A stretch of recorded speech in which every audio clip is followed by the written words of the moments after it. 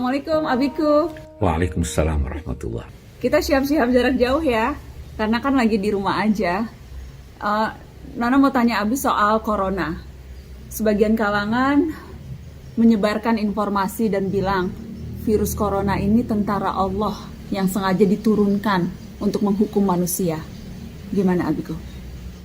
Iya,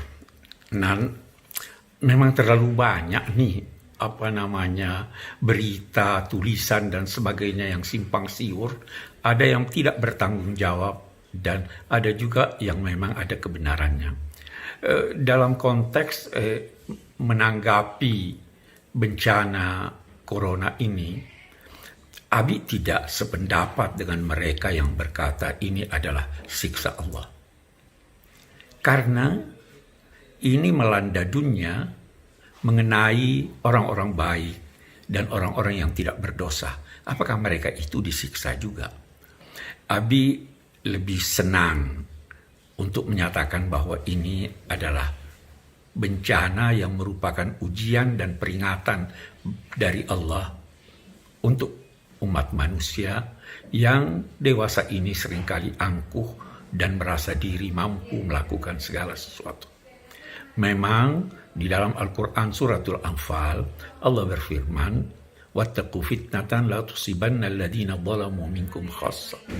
Hati-hatilah datangnya suatu bencana, ujian yang bisa menimpa bukan hanya orang-orang yang durhaka dan berzalim di antara kamu.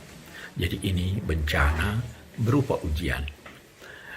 Memang kita juga harus sadar bahwa orang-orang yang tidak bersalah, orang-orang yang dekat kepada Allah, yang wafat karena bencana ini, itu akan mendapat nikmat dan ganjaran dari Allah Subhanahu wa Ta'ala.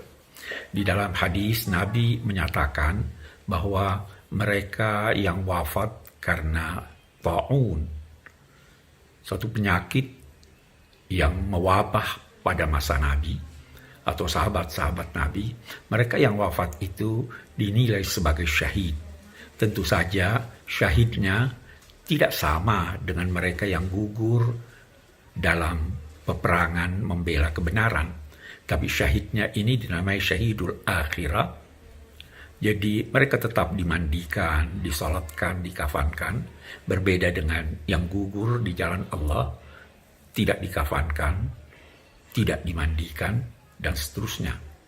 Tetapi ganjaran yang diperolehnya dari Allah karena kematiannya akibat virus ini itu serupa dengan ganjaran orang-orang yang meninggal di medan perang.